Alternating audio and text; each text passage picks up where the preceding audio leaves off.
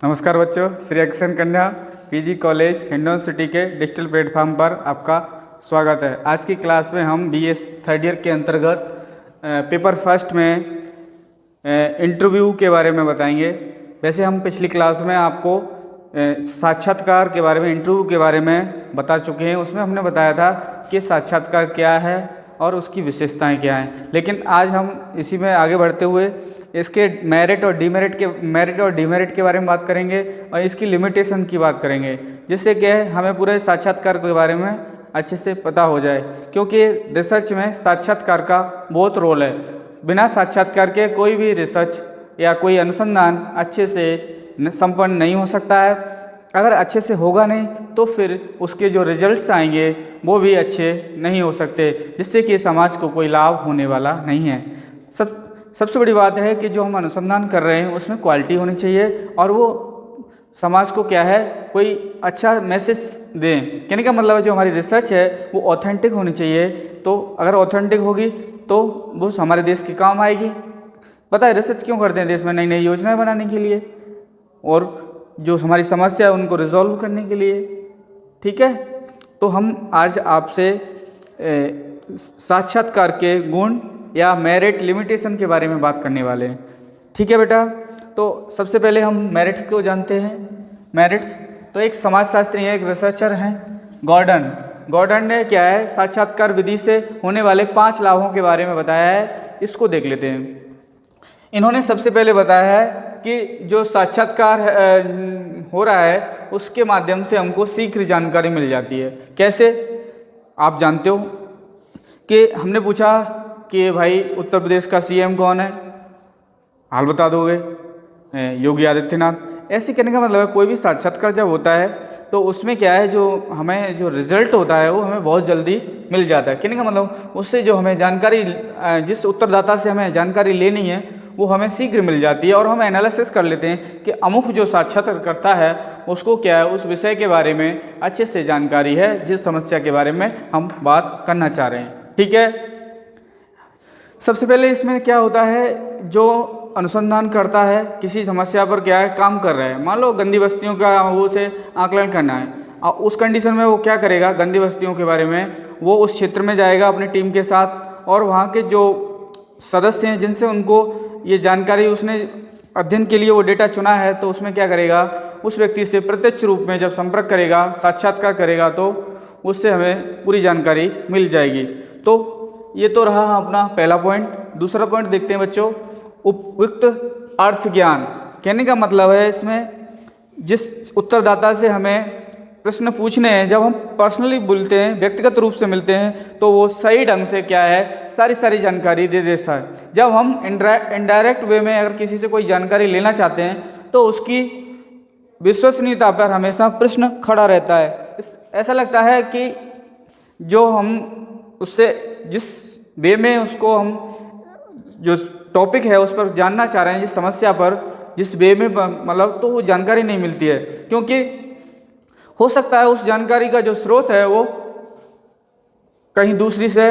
देखो आप भी पढ़ते हो बच्चों, तो क्या है, एक ऑथेंटिक किताब पढ़ो, टेक्स्ट बुक पढ़ो, एक सीरीज वगैरह पढ़ो, तो क्या है कभी कभी हमें उस जानकारी पे क्या है, संदेह रहता है कि भाई इससे जो हमें जानकारी प्राप्त हो रही है वो शायद विश्वसनीय नहीं है, हमें कहीं भ्रमित कर रही है। ऐसा ही रिसर्च में होता है। जब दूसरे स्रोतों से हम अनुसंधान में वो डेटा को इंटरप्रेट करते हैं, कलेक्ट करते हैं, उसमें अंकित करते हैं, तो क्या है, ये सबसे बेस्ट होता है प्रत्यक्ष साक्षात्कार के द्वारा। हम एक किसी व्यक्ति से मिल रहे हैं, उत्तरदाता से, और हम उस समस्या पे सवाल जवाब कर रहे हैं और उससे क्या है, हमें सीधा अर्थ ज्ञापन। कहने का मतलब जो जिस बात का जो मतलब निकलना है, जो चीज़, जो समस्या घटना घटित हुई है कि आखिर उसका रीज़न क्या है, उसका अर्थ क्या है, तो हमें वैसे ही प्राप्त होगा फेस टू फेस वाले में। जब हम मतलब पर्सनली डायरेक्टली मिलते हैं, इनडायरेक्ट में क्या है, इसकी विश्वसनीयता पर प्रश्न चिन्ह लग जाता है।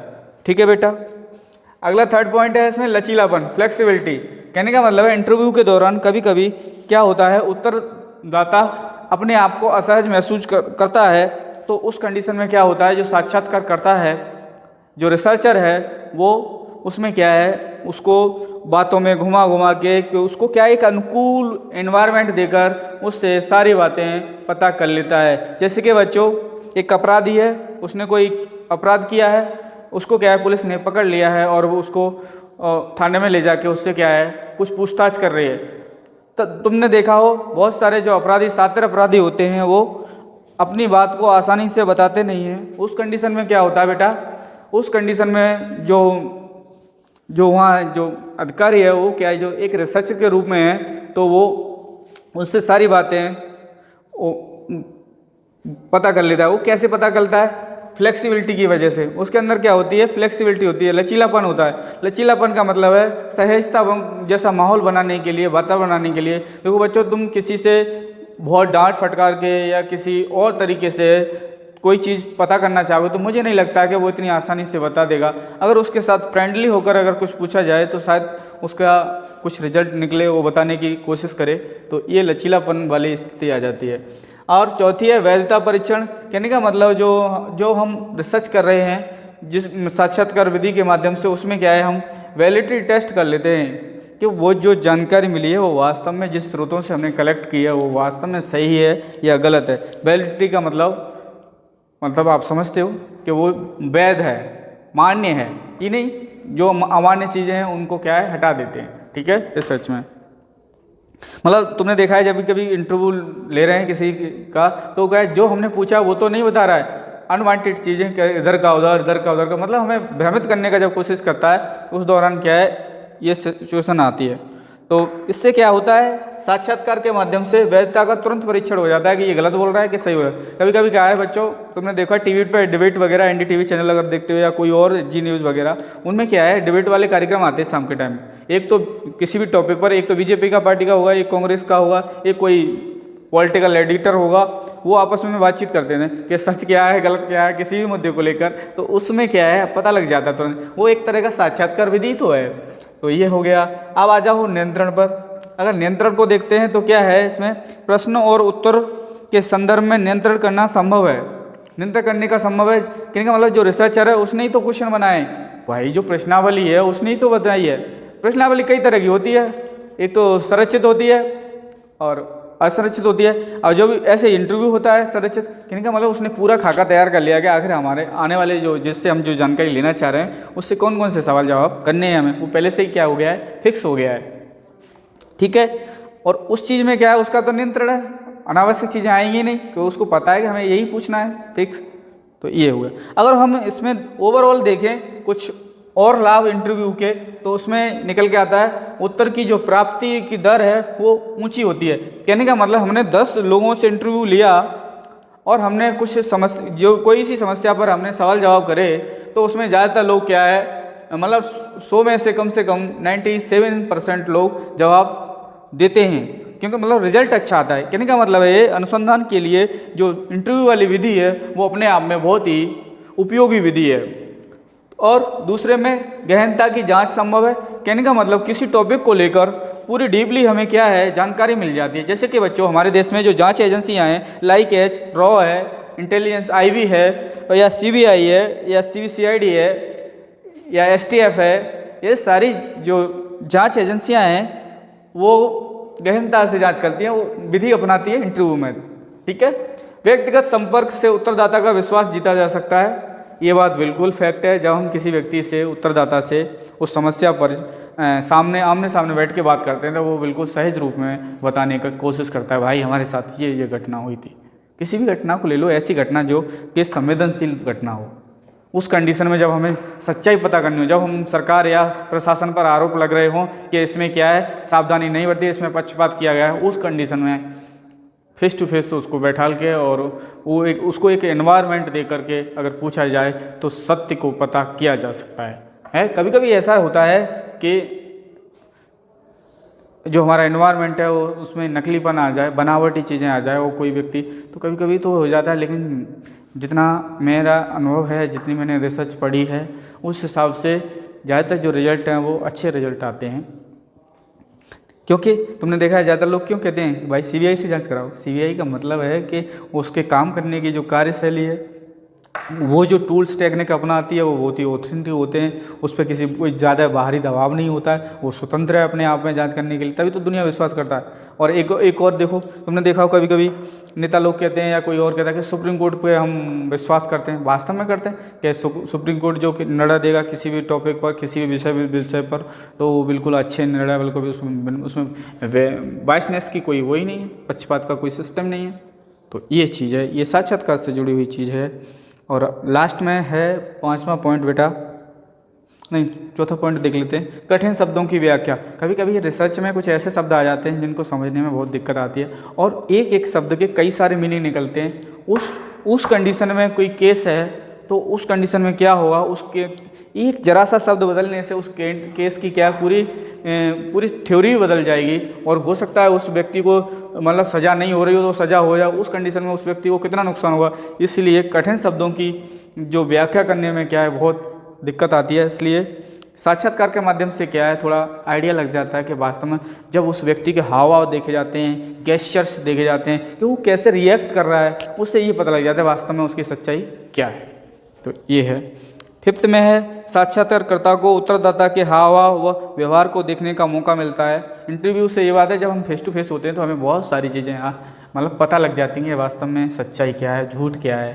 तो ये सब चीज़ें हैं इसमें इंटरव्यू के जो मेरिट्स हैं। कुछ लिमिटेशन है, आइए बच्चों लिमिटेशन की बात कर लेते हैं, क्योंकि इतने हमने सब कुछ कह दिया कि सही सही है, सही सही के साथ साथ उसमें कुछ लिमिटेशन भी लगाई गई हैं।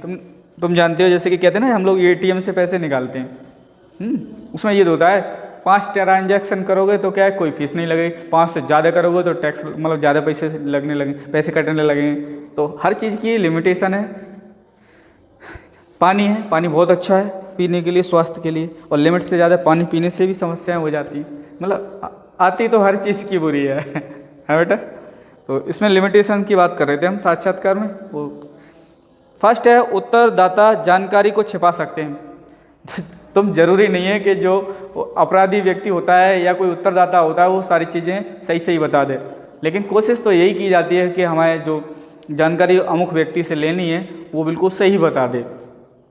तो इसके साथ साथ क्या है, गलत जानकारी भी दे सकता है, कोई इंटरव्यू लेने गए तो दे सकता है, क्योंकि उन्हें पहचानने का डर रहता है। बहुत से लोग होते हैं पता लगते हैं कि इस व्यक्ति को इसने मारा है या कोई ऐसी है अमीर गरीब, कुछ लोग इनकम टैक्स की चीज़ों को छुपाते हैं, टैक्स चोरी करते हैं, कहते हैं कि हम कहीं टैक्स ज़्यादा नहीं लग जाए। तो ये क्या जो जानकारी है वो छिपाना ही तो हो गया। तो ये सारी चीज़ें हैं। इसलिए क्या है, जो साक्षात्कार हो रहा है उस दौरान बहुत ही सावधानी की ज़रूरत है और चीज़ों को फैक्चुअल समझने की ज़रूरत है बाय ओरली। साक्षात्कार दूसरा में प्रश्नावली की अपेक्षा खर्चीले और समय लेने वाले होते हैं। ये बात बिल्कुल सही है। साक्षात्कार जब कंडक्ट होता है इंटरव्यू तो उसमें क्या है, ये थोड़ी एक्सपेंसिव है, महंगी है, क्योंकि इसके लिए एक स्टूडियो होता है। ये नहीं कि वैसे कहीं बैठा के, उसमें बहुत सारी चीज़ें होती हैं, एक्सपर्ट्स होते हैं और पैनल होता है, फिर उसी तरह से इसके पूरे डॉक्यूमेंटेशन का प्रक्रिया है। तो इसलिए संवेदनशील प्रश्नों के लिए यह कम प्रभावी है। संवेदनशील जो प्रश्न होते हैं उनकी जो क्वालिटी में दिक्कत आती है, जो सही जानकारी नहीं हो पाती कभी कभार, तो उसके लिए दूसरी चीज़ों का भी सहारा लिया जाता है। उसमें भी है बहुत सारी चीज़ें, कभी एक लोगों को बिठा के जांच करना, कभी 2 लोगों को बिठा के, कभी 3 लोगों को बिठा के ग्रुप में बात करना, कई मल्टी डायमेंशनल बात करना, बहुआयामी तरीके से। तो क्या है, एक एक सरसरी तौर पे हम हर चीज़ का एक ही अर्थ लगाने लगे तो संभव नहीं है, इसके किसी के साथ अन्याय भी हो सकता है। तो ऐसे है।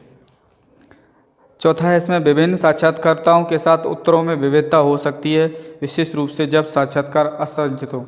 ये बात बिल्कुल फैक्ट है।